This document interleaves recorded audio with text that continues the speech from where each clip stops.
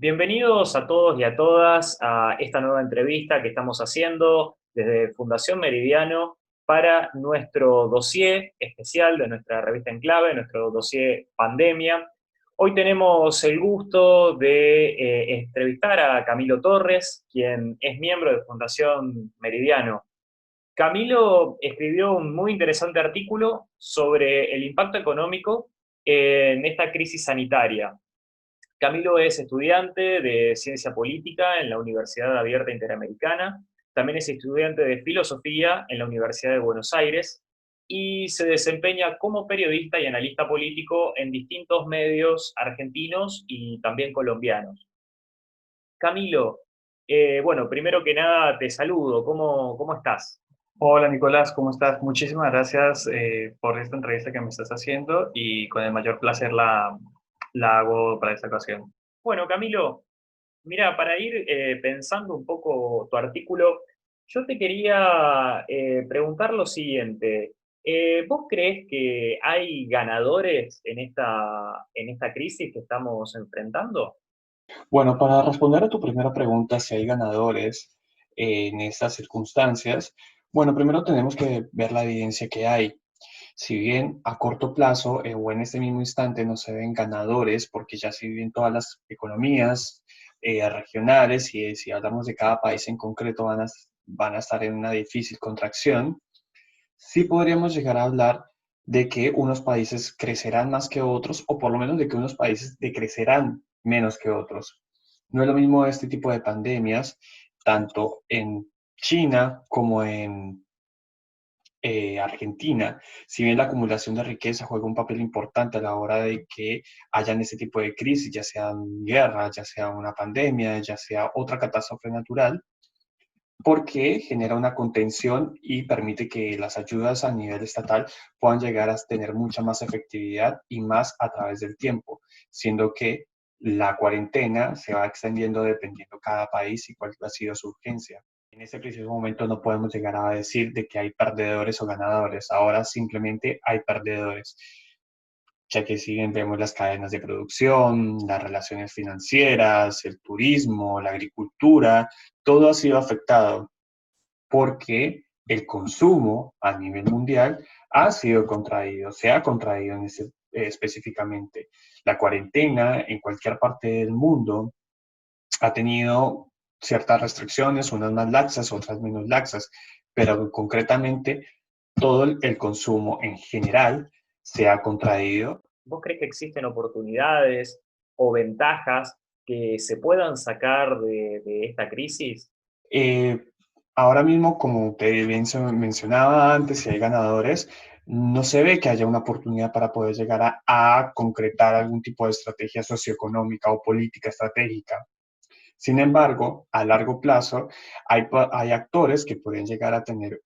un papel más o menos relevante en el futuro. Si bien el caso estadounidense, que es el caso en el cual es la potencia hegemónica por ahora, hay algunos teóricos internacionalistas que ya plantean un mundo bipolar. Eh, no se discute ahora la hegemonía estadounidense a nivel militar, a nivel económico, en su influencia internacional, en los pactos ya sean climáticos, económicos, de migración, juega todavía un papel sumamente importante. Sin embargo, podríamos llegar a ver que a largo plazo esa hegemonía puede llegar a ser rivalizada por el actor que más le está siguiendo los pasos, que es China. China, a largo plazo, ya si bien ha contenido bastante bien y bajo las características, obviamente, del sistema político chino, que es mucho más autoritario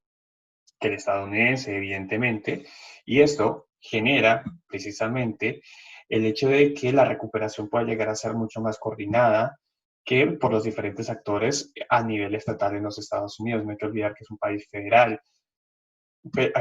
También la economía está centralizada, obviamente. Sin embargo, el sistema de alianzas político ha decrecido con actores latinoamericanos o con los países europeos. Esto podría llegar a crear una desventaja con respecto al avance chino a largo plazo, porque hay diferentes convenios económicos que se pueden llegar a ver relacionados o renegociados bajo un contexto en el cual las reglas de juego han cambiado totalmente. Los tratados de libre comercio se pueden llegar a discutir a largo plazo, eh, ya sea con países como Colombia, con Brasil, eh, el convenio que tienen con Canadá y México, ya que obviamente esto en el futuro se pensaría que podría llegar a tener un relevamiento mucho más importante por parte de China por colocar sus productos y competir, como ya se está viendo ahora, en circunstancias de mercados específicos, como el de la tecnología. Ahora bien, hay que ver otra cosa.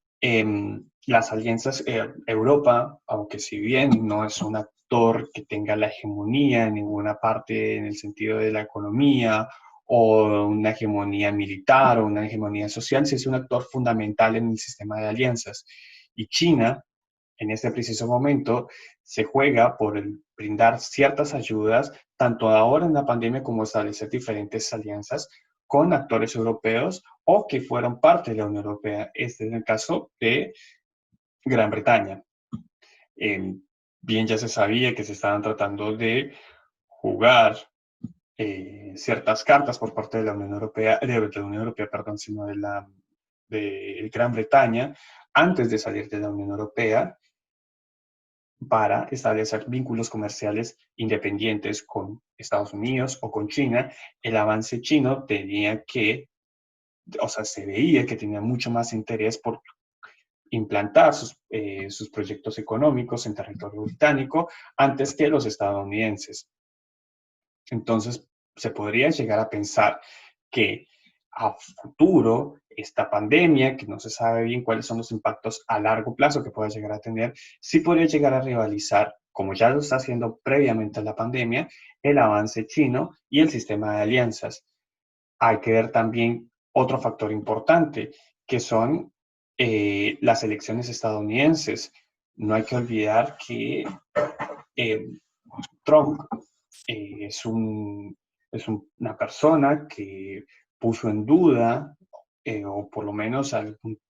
tipo de entredicho con los diferentes sistemas de alianzas, ya sea como la OTAN, los pactos de libre comercio o los pasos fronterizos o la política migratoria de países con que ya tenía una alianza de larga data Estados Unidos, y la administración de Trump puso en duda muchos de estos acuerdos comerciales, de estos pactos económicos, y evidentemente estos actores que fueron afectados, la Unión Europea, México, Canadá, Latinoamérica, están viendo otro tipo de otros actores, en este caso China, para que puedan llegar a reemplazar este tipo de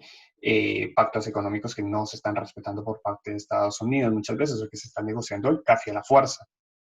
También su desvinculación de organizaciones internacionales, ya sea o comisiones internacionales como la Comisión de Derechos Humanos, o salirse de pactos como los protocolos de Tokio, también de protocolos de cambio climático, por lo menos convenios que se habían tratado en la administración de Obama y que con Trump se está dando una relevancia mucho más importante a lo que es la explotación de hidrocarburos o fomentar lo que es industrias que tienen altos contaminantes a nivel mundial. ¿En qué crees que se diferencia esta crisis de otras que quizás ya hemos vivido? Bueno, pensaría que eh, no se le puede llegar a comparar a esta crisis socioeconómica con otras crisis, por el hecho de que, primero, hay un factor que es sumamente importante, que es la globalización. La globalización como fenómeno cultural, como fenómeno social, como fenómeno económico, como fenómeno migratorio, afecta todos los ámbitos de la vida. Podemos llegar a ver de pronto crisis como las del siglo XIX, la crisis del 29, la crisis del petróleo, la del 2008, fueron factores precisos que hubieran, o sea, también tuvieron impacto a nivel mundial, que no se puede llegar a comparar con eso porque las cadenas de producción no se estaban desarrollando en ese momento, o de pronto ni siquiera estaban establecidas unos países con otros. Eh, China no era un actor relevante, India no era un actor relevante, hasta por lo menos hasta, pensaría, el último cuarto del siglo XX. Entonces, si se le compara este tipo de crisis con otras, se dejarían de tomar ciertas variables contemporáneas o por lo menos actuales que influyen en que este tipo de crisis sea de un contexto global, que todos fuimos afectados, tanto económicamente, como bien mencionaba, como psicológicamente. También el pánico que se ha generado sobre la misma crisis con las fake news, o con diferentes noticias que pueden llegar a ser peligrosas también para la salud humana por parte de actores que tienen una responsabilidad política, sean las recomendaciones de usar lavandina por parte del presidente Trump,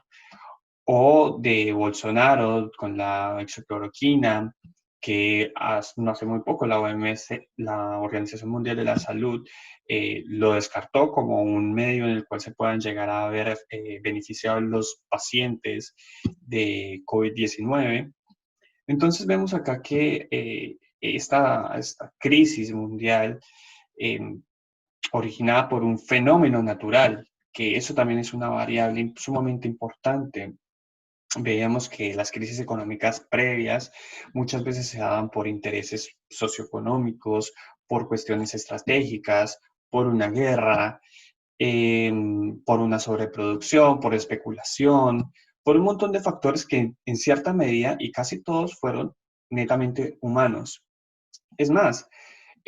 si se llegan a contrastar los datos de hace 3 años, se sabía que veníamos en una desaceleración económica sin apenas poder salir de la última crisis económica que hubo, que fue la de 2008. Las soluciones que se pueden llegar a dar para la crisis del 2008 no fueron suficientes y es más, estaban generando otro tipo de burbujas económicas en industrias petroleras o en industrias de infraestructura también, como en la vivienda. Entonces, podemos llegar a ver que si bien ya nos estábamos acercando a otro tipo de crisis económica que no se podría llegar a comparar con lo que está sucediendo ahora mismo, sí hay factores eh, actuales que hacen de esta crisis algo totalmente particular y que podemos llegar a ver que podría ser algo generacional, que marque una generación a otra, como los baby boomers después del 45, después de la Segunda Guerra Mundial, eh, o después de la crisis del 29, que vinieron gobiernos fascistas, hubo una guerra mundial, se dio vuelta a lo que son las alianzas estratégicas, los actores eh, relevantes, unos cayeron, otros se alzaron, se posicionaron como hegemones. Eh, la, el nacimiento de la Unión Soviética, que ya se daba desde la Primera Guerra Mundial, pero con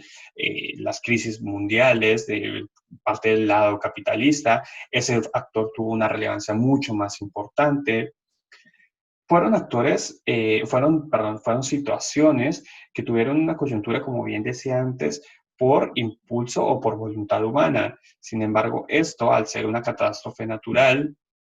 y que aún sigue afectándonos a todos nosotros y que posiblemente pueda llegar a volver a pasar si no se toman las medidas necesarias para que esta situación no se presente de nuevo,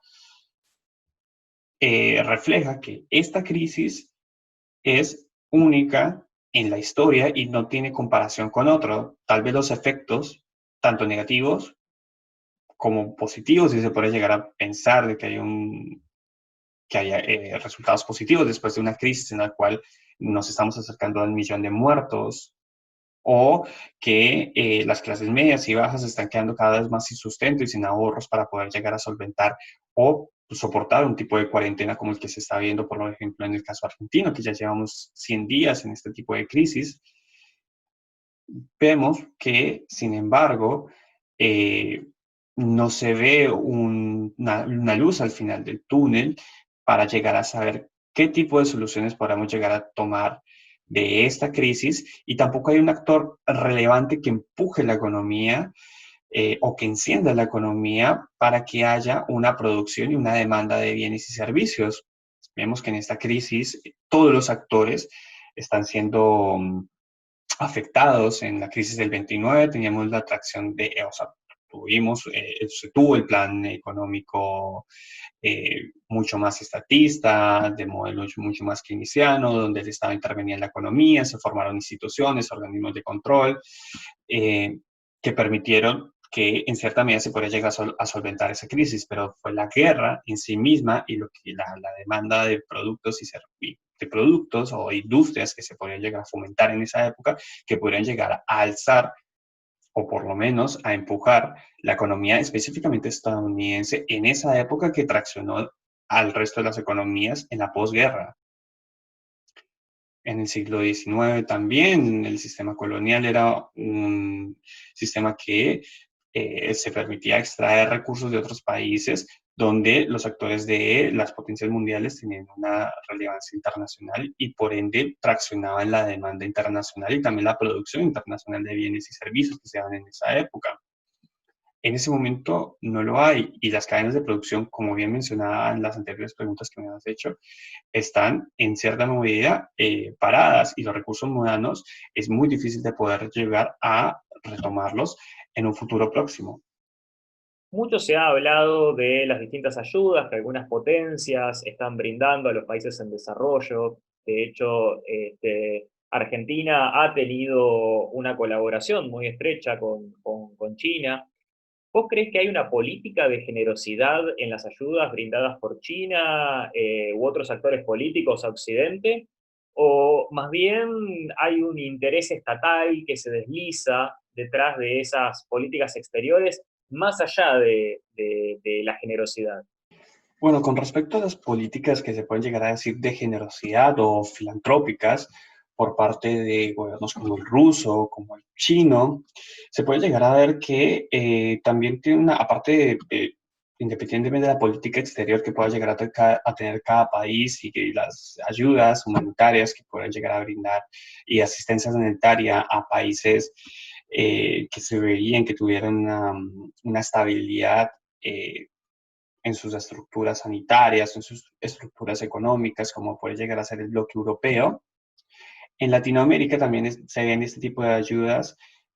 humanitarias. Entonces, esto no solamente refleja la política exterior de expansionista que tiene tanto China como Rusia, como lo tuvo Estados Unidos, o como antes de la administración Trump lo tenía con respecto a las ayudas humanitarias, que se han acotado drásticamente en los últimos años.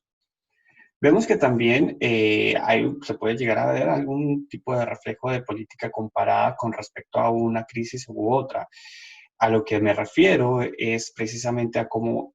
China y Rusia están brindando este tipo de ayudas en una coyuntura sumamente importante, por el hecho de que se disputan relaciones de poder y hegemonías en diferentes sectores,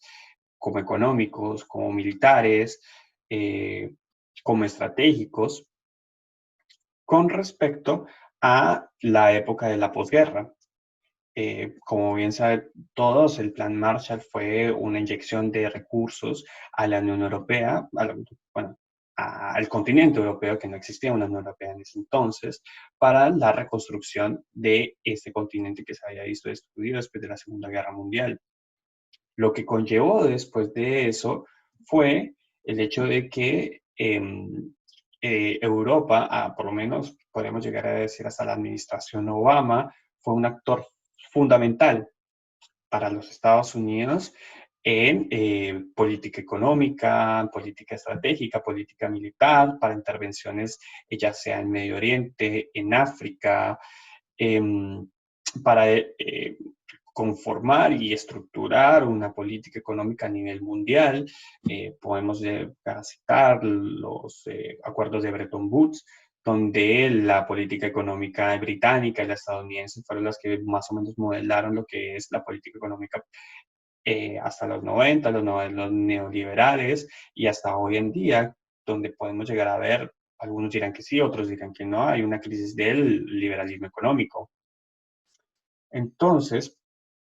podremos llegar a ver de que estas políticas se asemejan mucho a esas políticas del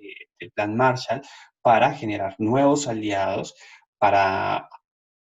podríamos decir, a sacar un poco del juego estratégico a Estados Unidos en su patio trasero, que es Latinoamérica, o con aliados de antaño como la Unión Europea, donde Estados Unidos tampoco hace mucho esfuerzo por recuperar este tipo de alianzas, sino que se encierra en sí misma eh, bajo su propio derecho, puede llegar a exigir más participación en organizaciones como las Naciones Unidas o la OTAN. Sin embargo, esto refleja que hay un cambio de paradigma con respecto a cuál es el hegemón que establece las políticas a futuro en relación a lo que son estructuraciones, ya sea en ámbitos como el cambio climático, como lo que es la salida económica de esta situación de pandemia, de crisis, o también con el desarrollo de países del tercer mundo. En el caso de en África o en Latinoamérica, en África precisamente hablando, el impacto que ha tenido la inyección de recursos en países como Etiopía, como el Congo, eh, ha sido sumamente relevante en la infraestructura de estos países para que se desarrollen, aunque si bien no se han desarrollado de la forma en la cual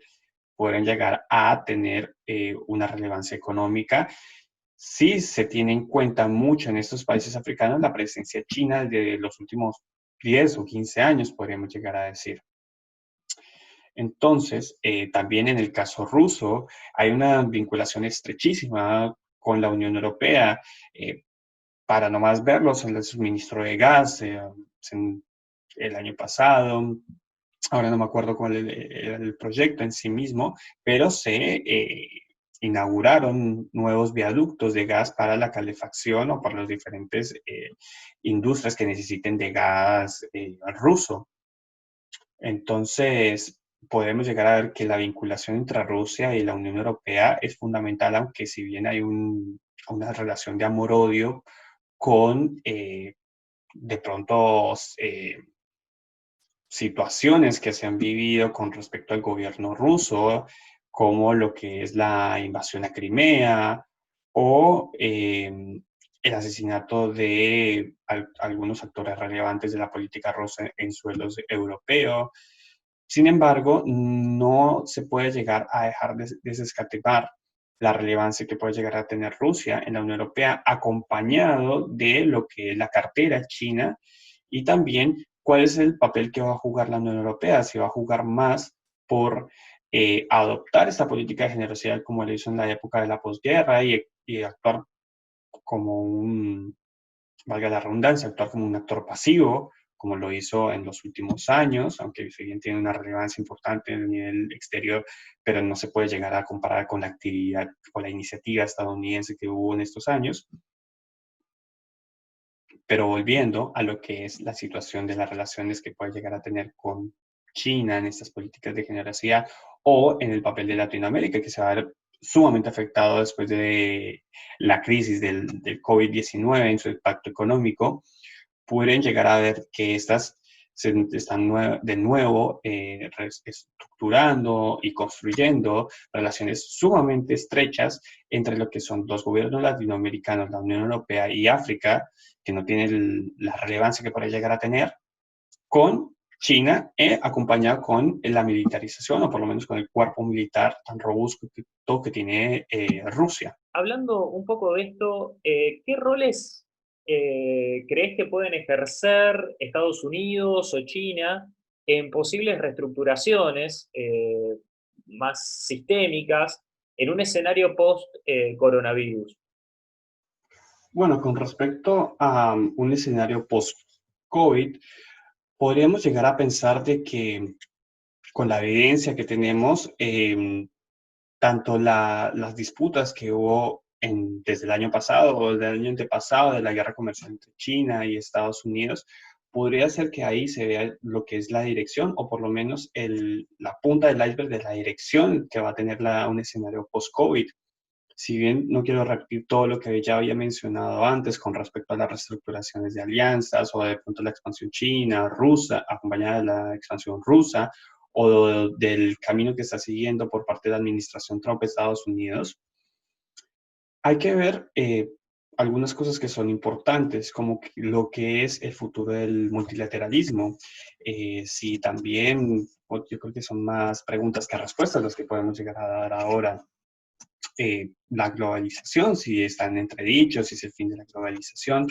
A ciencia cierta se habla, yo creo que totalmente entendible, ¿no? En ese escenario de pánico, el hecho de que se piense que va a ser el fin de la globalización o del multilateralismo. Pensaré que la globalización, al igual que su democracia en algún momento, hace muchos años, llegó para quedarse. Las relaciones entre diferentes estructuras económicas depende mucho o depende demasiado, diría yo, de lo que son las cadenas las cadenas de producción a nivel global, los proyectos de infraestructura que tiene China con el collar de perlas o con lo que es la ruta de la seda también que hay, las inversiones de infraestructura en Latinoamérica. No hay que olvidar que en algún momento se puede llegar a plantear un segundo canal como el de Panamá, pero en territorio nicaragüense. Que también las relaciones de las nuevas tecnologías con el 5G, que puede llegar a tener una relevancia en Brasil, que se puede llegar a tener una fomentación de estas tecnologías en Brasil. En ese sentido, pensaría que bajo la evidencia que se tiene, las relaciones entre Estados Unidos y China van a direccionar este tipo de políticas a nivel internacional y también qué parte van a tomar cada actor que no tenga la relevancia y el poder económico, militar y estratégico que tiene estas dos naciones. Van a tener la opción de que o pasan por una tercera vía de no optar por uno o con otro o negociar con ambos actores o optar, como bien ya se dio después de la posguerra, por una política más pro-China o pro-estadounidense. Ahí también juega otra cuestión sumamente relevante, que es las diferencias culturales o las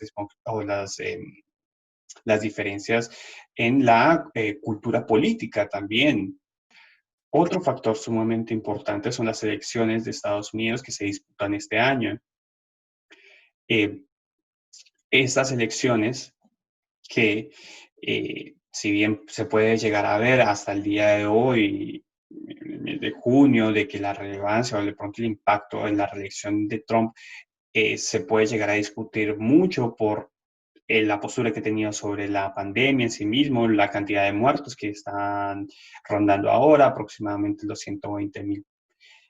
muertos, que va en crecimiento por no tener políticas de contención o cuarentenas, o porque, no sé, por diferentes razones, Estados Unidos ha sido el más impactado por esta pandemia. La cantidad de preguntas que suscitan con respecto a lo que es un escenario post-COVID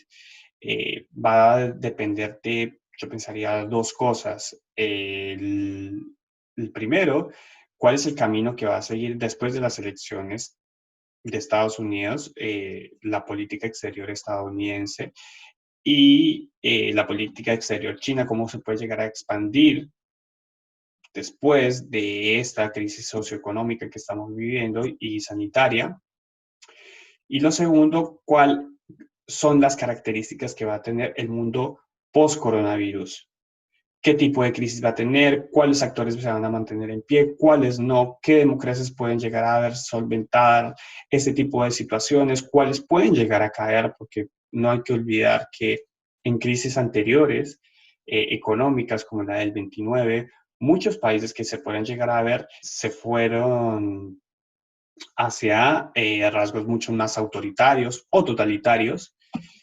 Y en este caso no se sabe bien qué podría llegar a pasar. Tenemos actores que se suscitaban hacia un golpe de Estado, hacia destruir las instituciones. Esos dos factores, el papel que va a ejercer en el futuro Estados Unidos y China, y cómo va a ser el contexto en el post-coronavirus, van a ser